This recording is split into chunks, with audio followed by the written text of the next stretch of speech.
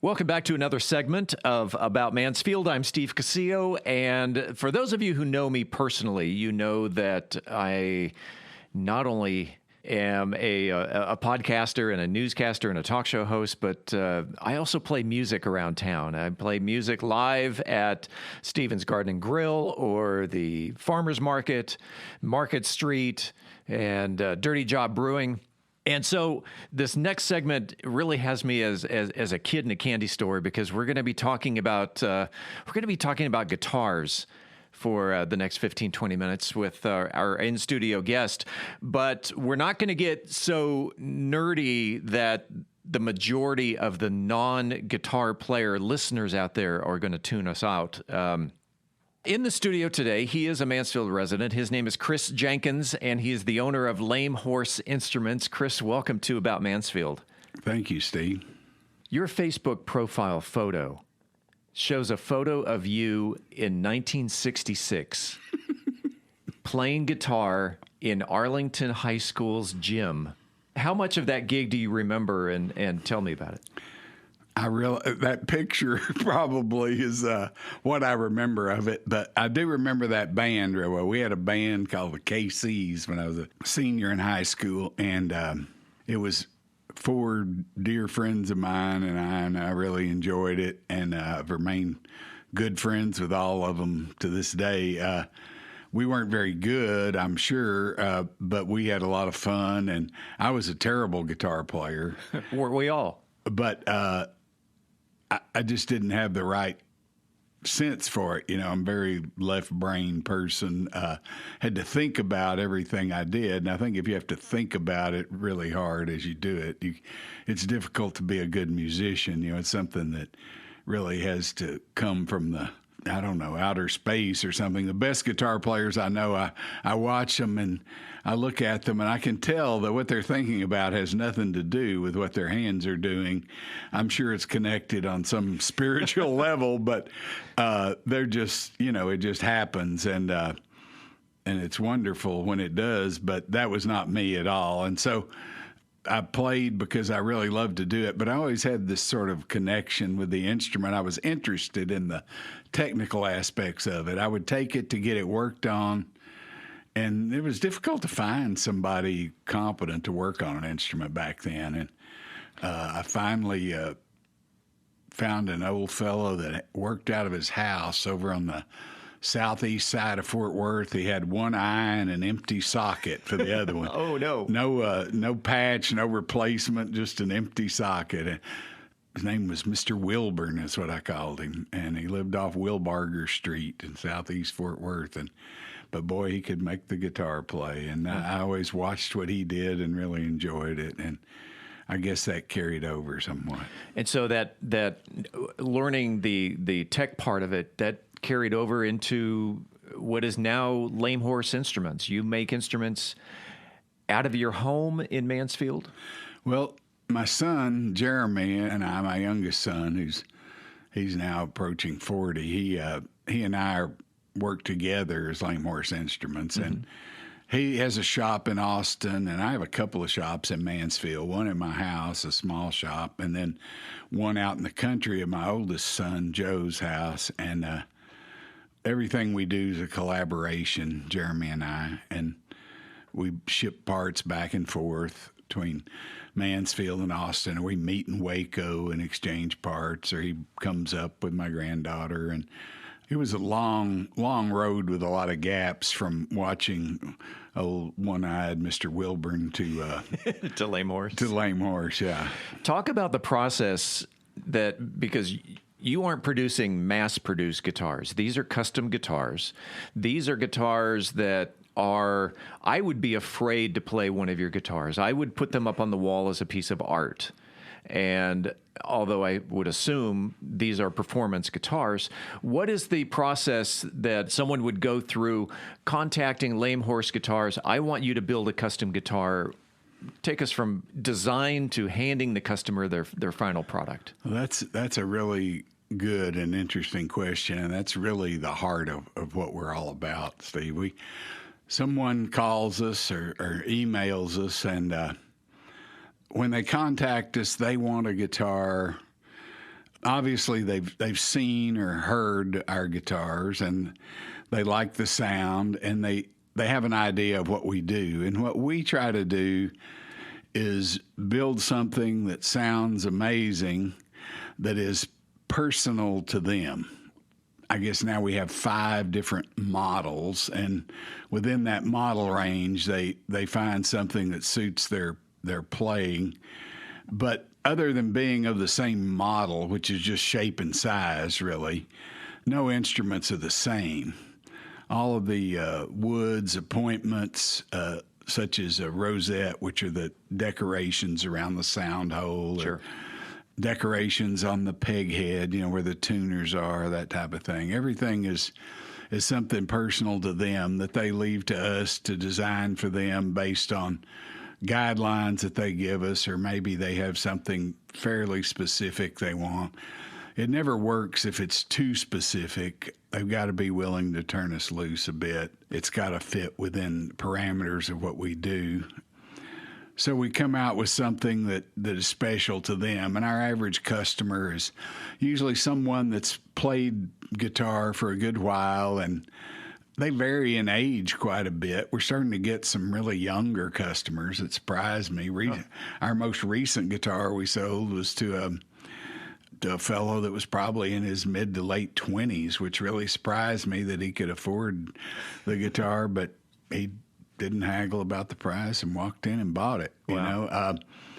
Most good players play for themselves more than for anybody else, Sure. And their enjoyment from the instrument is to sit around and just really play a lot for themselves. And we want them to have an emotional connection with the instrument, and that's what they get out of it. So we have a woman in Arizona we made several instruments for, who's very connected to Southwest design, and her instruments all reflect that. A lot of use of turquoise in the designs, and Southwestern Indian designs. We have a fellow from Chile who had some particular colors. He's a German, but he lives in Chile. Particular colors that he associated with his relationship with his grandmother that he wanted in the rosette, and we did that. We had a man from Georgia who wanted cotton bowls graphically illustrated in the rosette. We built an all-Texas wood guitar. Oh, the one from Georgia also had a peach down at the... down on the access panel. Yes. Which is a unique feature of ours. We didn't invent that, but not too many people do it these days, although I don't know why, because it makes so much sense to be able to easily get inside the instrument. Down in the butt of the guitar, we have a panel that comes off. We call it the access panel. Okay. It's really easy to examine the inside of the instrument for damage, or to install electronics, or to do repairs. Repairmen love our instruments because there's such easy access to the inside. Oh, yeah.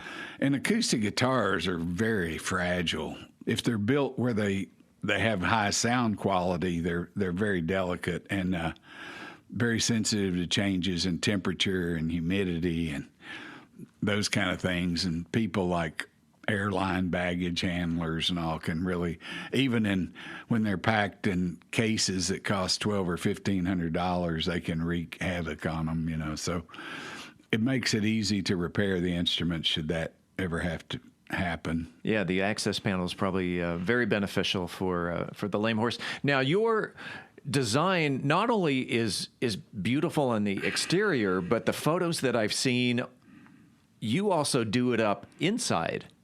We do. And it started out, it's funny. We've had a couple of design features, that being the major one, that started out as accidents or serendipity that became major design features that we can't do without now. And that was one of the very first guitars I ever built. This is before Jeremy ever came to work with me. I simply didn't have the amount of wood I needed to build a neck block and some side braces, and I laminated up some pieces. Thought about a laminated cutting board that my wife had that was really pretty, different types of wood. And Sure. made some laminated side braces and a laminated neck block, and put it in there. And back in those days, this is pre-internet days, there was the sort of the Bible of guitar building. There was a catalog called the Luthier's Mercantile International Catalog. And for our listeners, a luthier is a guitar maker. Guitar maker, repairman, somebody works with stringed instruments. Yeah. Yes. Okay. And they would put out this catalog and had all their merchandise in it, but you paid $150 for their catalog. Wow. But also in there were lots of building tips and how-tos, and it was really worth it. But they put pictures in there of instruments, and if you had a picture in there of one of your instruments or something you did, man, it was like being on the cover of the Rolling Stone, you know? And so I went to this class in California, and I was really a rookie guitar builder, but I had some pictures of the inside of this guitar, and it was, back then, people didn't pay any attention to the inside of the guitar. They didn't even clean up sloppy glue or anything out of them. They just didn't think anybody ever looked in there. Oh, yeah. Mine's full of dust. Yeah. And guitar picks. You know, I had these pictures of these laminated braces and neck block, and it was really pretty. And the guy that runs LMI got a hold of one of those pictures, and lo and behold, the next time the catalog came out, one of those, that picture was in there.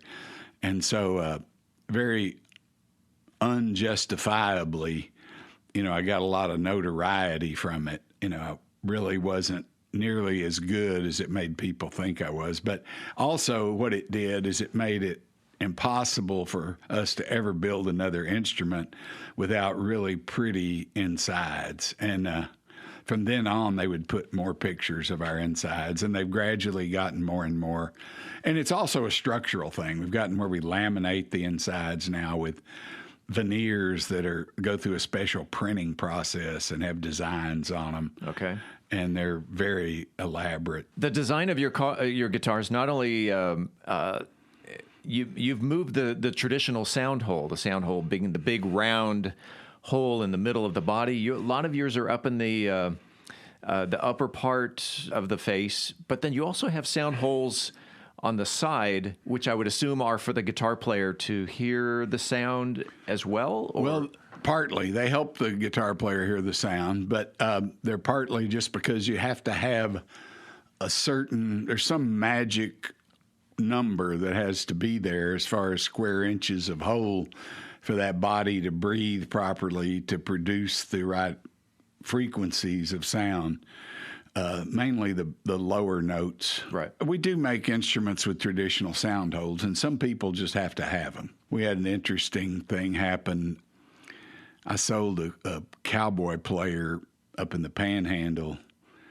I just had an instrument I'd had around a long time, and this guy was a really good player, and he loved this little guitar, and so he bought it and traded in his old guitar for it. He just played it all weekend and loved it, and it had non-traditional sound holes. And these cowboys, you know, they're rugged individualists, you know, Yes. Real men. Well, about Tuesday after this weekend of recording, I got a call from a music store in Amarillo, and they were asking me questions about this guitar. And I said, what's the deal? He said, well, this guy came in and traded it in. I said, what? He just had that guitar a few days, and he loved it. And he said, yeah, he traded it in on a Martin. I said, what? Well, I called him, and he wouldn't take my calls. So I called his friend where we were doing the recording. He said, oh, yeah, he took that guitar home, and his 5-year-old daughter looked at it and started crying and said, Daddy, you can't play that guitar. And he said, why not, honey? He said, well, it looks funny. People will look at you and laugh. And so he took it to Amarillo and traded it in. Oh, no. Rugged individual. But non-traditional sound holes make sense in a sound sense for a lot of reasons. A lot of that soundboard where traditional sound holes are is active. It produces a lot of sound. And moving them to the other areas that are not so active give you more sound, especially in a small guitar. Right. Like our most popular guitar is a very small guitar. The Saddle Pal? The Saddle Pal, yeah. Okay. We made the first one for a guy from Lubbock who's he is there at the university. He's a poet, playwright, singer-songwriter. His name's Andy Wilkinson, and he said, I want you to make me a guitar with a small enough to pack on my saddle with a sound as big as Texas. Yeah, nice. And so that's what we tried to do. And, we were very lucky. The design has remained unchanged since 1999. And if you're lucky, most anything will do for brains. And that's what happened with that guitar. we really didn't have a lot of idea about why we designed it the way we did, but it just worked, It's a beautiful guitar. And for those who are listening right now, if you want to see not only musical instruments, but a tremendous work of art, go to lamehorse.net and check out the beautiful work that Chris and Jeremy Jenkins do. How many guitars have you built under Lame Horse? We build 10 or 12 guitars a year.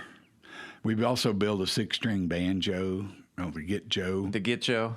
It's for guitar players that don't want to learn to play the banjo but want that sound. Banjitar is also another term. It's the same thing. Yeah.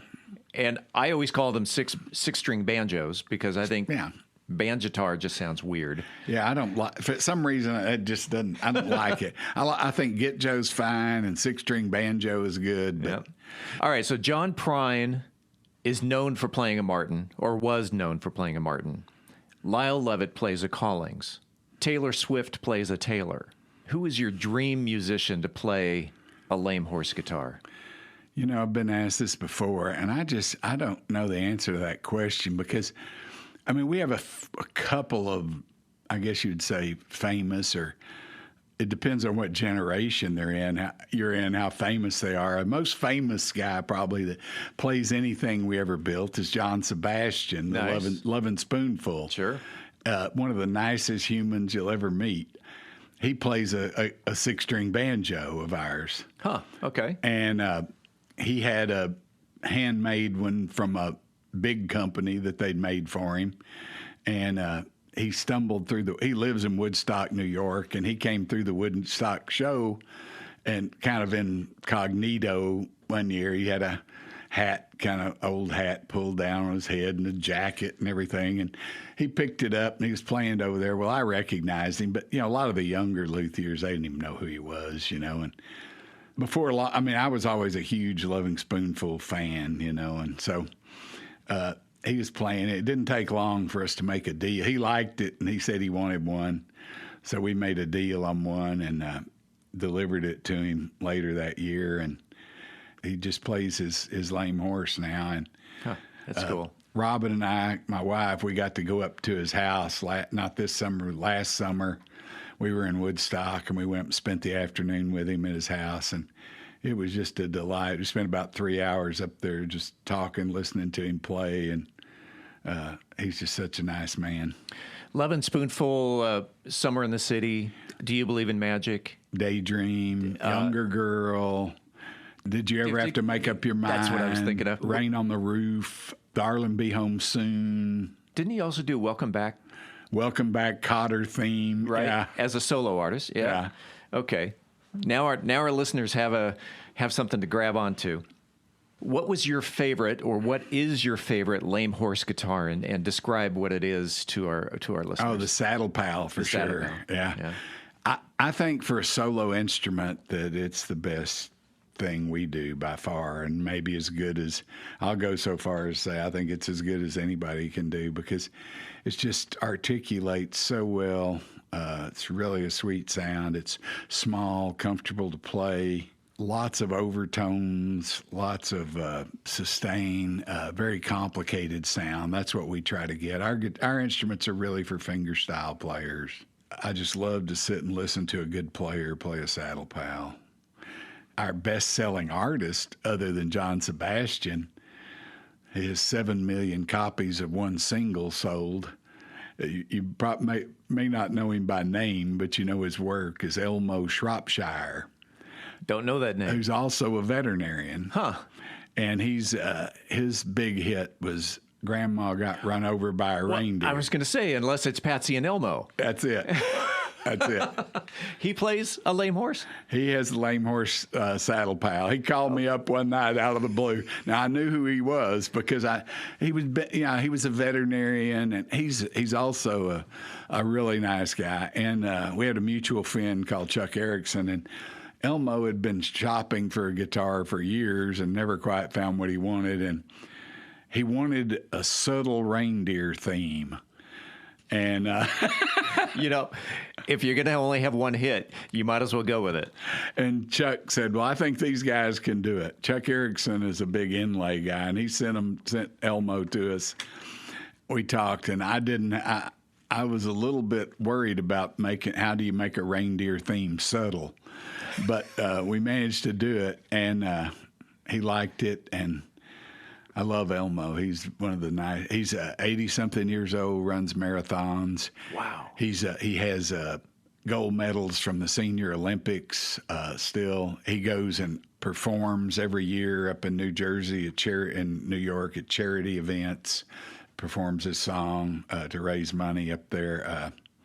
He's a great human being, yeah. If someone was interested in, they do some woodworking, and I'd like to move that woodworking into building guitars.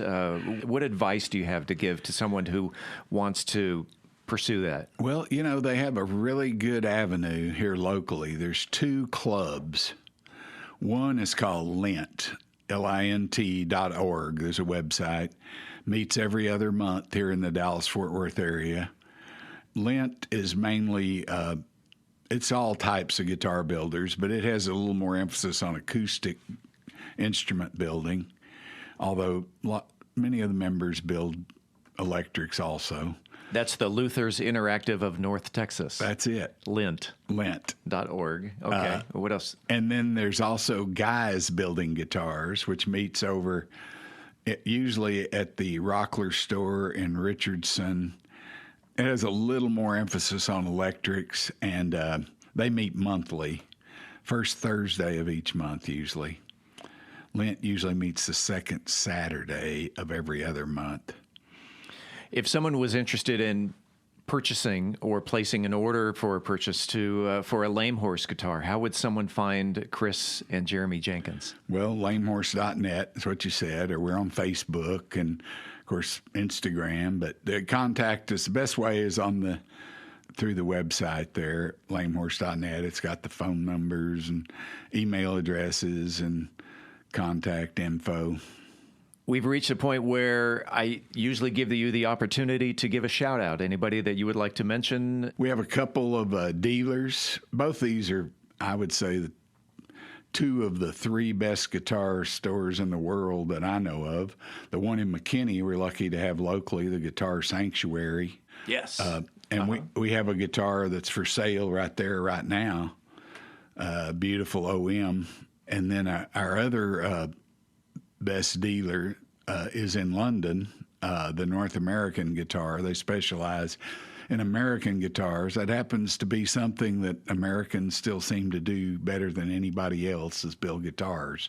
And the world still wants American guitars. And they handle guitars from all over the world, but they specialize in American guitars. And Ben Montague runs... doesn't that sound like an Englishman? Ben Montague. Yeah, yes. He is. He has a very proper English accent. A wonderful guy, and he runs the North American Guitar, and that's our largest dealer in London. If you'd asked me 10 years ago, will an Englishman in London sell more of your guitars than anyone else, I'd have said you were crazy. But that's how it's turned out.